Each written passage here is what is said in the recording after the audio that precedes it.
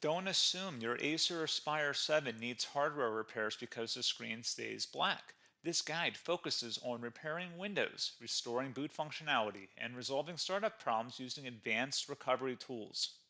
A lot of errors pertain to this problem, and we're going to go ahead and jump into what should hopefully be a pretty straightforward process, guys. And we're going to go ahead and jump right into it. So first thing I'd recommend doing would be to actually go ahead and boot to the troubleshooting utility on Windows 11. So if you do a hard power off 3 times in a row, Windows should automatically attempt to launch the startup repair utility. And if it doesn't find anything, it will give you the option to select advanced settings, in which case it will take you to a screen that looks like this. Now, if it does not take you to a screen that looks like this, or you're unable to get to that, you can also download the Windows 10 Media Creation Utility, or Windows 11. They probably will make a creation utility for Windows 11 at some point.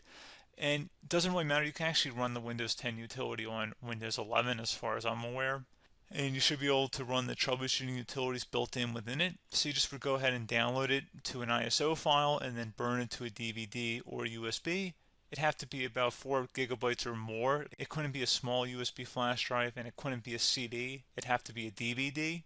And then you boot your computer from it. So depending on the computer manufacturer, you'd have to tap a different key on your keyboard in order to launch that menu, in order to select what boot drive you want to go off of. So it could be anything between the escape key, F2, F8, F12, for example. And those are the function keys on the top of your keyboard. So you may have to just do a little bit of trial and error. Shouldn't take you more than a couple minutes. Googling it would probably be best before you even begin.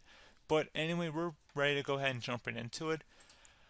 So we're on the choose an option page. So these will look very similar whether you're booting from it directly within Windows itself, or if you're plugged in a USB flash drive with the media creation utility installed and you selected the recovery option.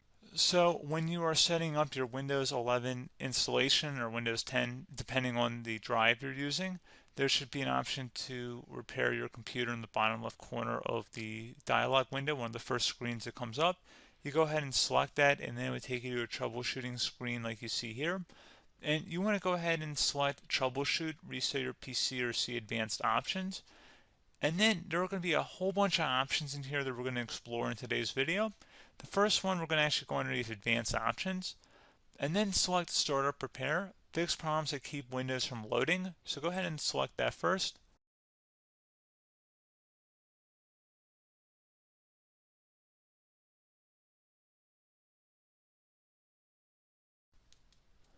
Okay, so you can see it could not repair our PC. That was our first option we could try. Something else, if we go back into advanced options here and then select troubleshoot, we're going to go underneath advanced options again. You can go ahead and actually access safe mode by selecting startup settings.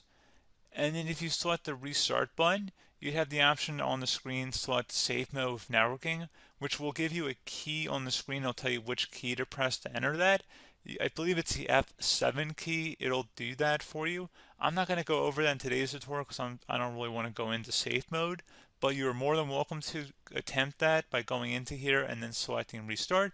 Again, it'll launch another screen. It'll say what key do you want to press, and it'll give you like 7 or 8 different options, and you want to select safe mode with networking.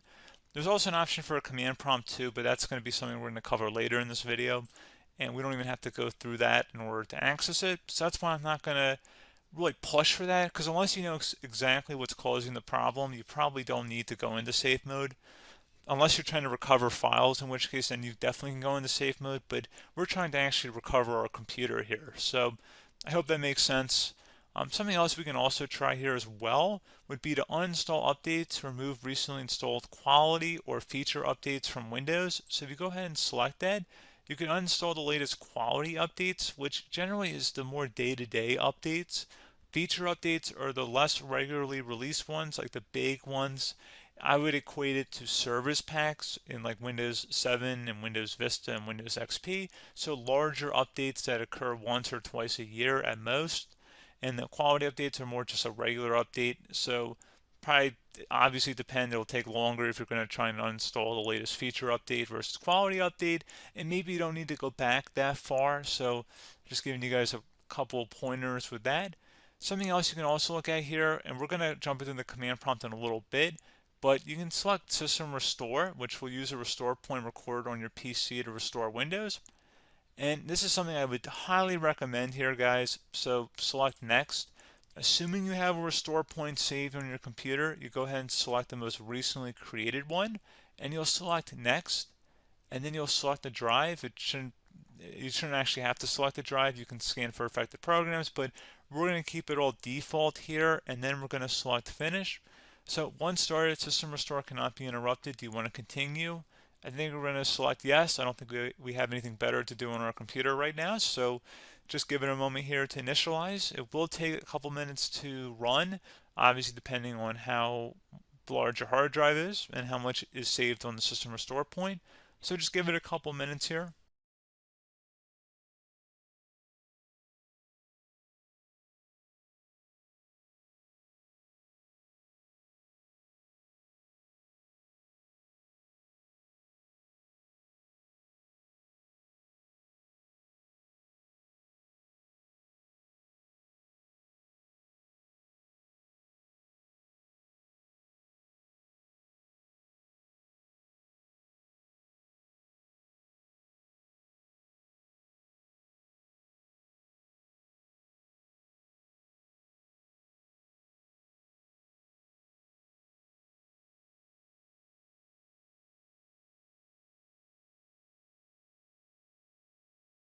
Okay, so you can see the system has been restored successfully. We're going to go over a couple different methods addition to that if that did not work. So I'm just going to pause the video and we're going to start back on the recovery screen that we started with. Okay, so a couple other things we can try here too. If you go back into troubleshoot, you can select reset your PC, while you choose to keep or remove your personal files and then reinstalls Windows. You can select to keep my files, which will remove apps and settings but keeps your personal files. You can also select remove everything, which will remove all of your personal files, apps, and settings. So this is more of a factory reset, this second option here. First option, it should not delete all of your personal files. However, it will pretty much clear most of your programs. And keep in mind, there's no guarantee that your information, number one, is even still available and easily recoverable on your computer to the point that you actually would be able to recover anything. And the second point is that there's always a chance that it won't actually recover and it will just do a factory reset anyway. So there's no guarantee that actually would keep your files anyway. So I would recommend trying to get a recovery tool and backing that up first before selecting it anyway.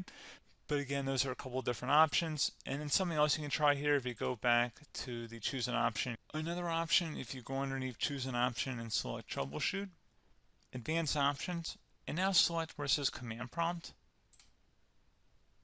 Okay, so the first thing we should do is type our main hard drive here. In most cases, it should be the C drive. So you just do a C colon and then hit enter on your keyboard.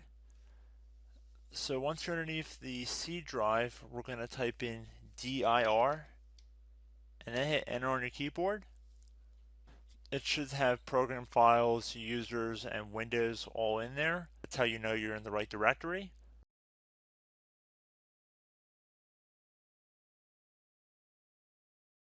In some cases, it might be the D drive as well, so just keep that in mind.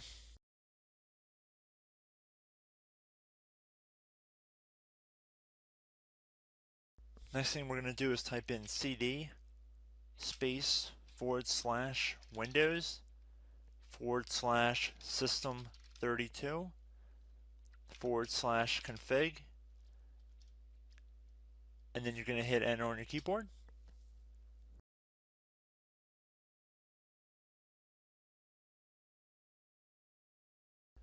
So now you're going to type md space backup. If you've seen other tutorials, it might also say to put down md backup. That's because the backup name is pretty common when you want to back something up. So you can name this whatever you want, doesn't have to be backup. So if you've already made a backup folder in the past, you could do backup 1, for example. So once you're done setting the name you want the backup to be called, hit enter on your keyboard again.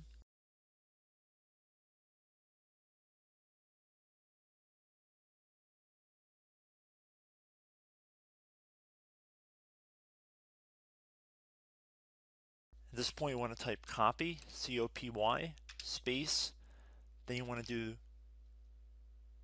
the star symbol above the 8 key, then do a period or a dot, whatever you want to call it, then another star sign, and then another space, and then type backup, and then hit enter on your keyboard.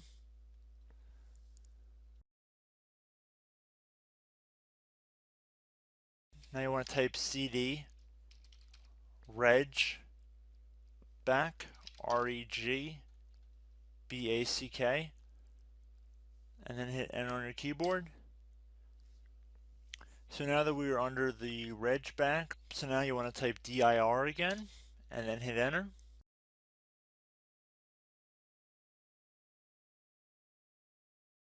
So now at this point we're going to type copy again. So copy, space, star sign, dot, another star sign, space, and then 2 dots. So we're going to type copy, space, star sign, dot, sign, star sign, dot, dot, and then hit enter on your keyboard again. So for overwrite, you want to overwrite all. So type A on your keyboard, so capital A, and then hit enter on your keyboard.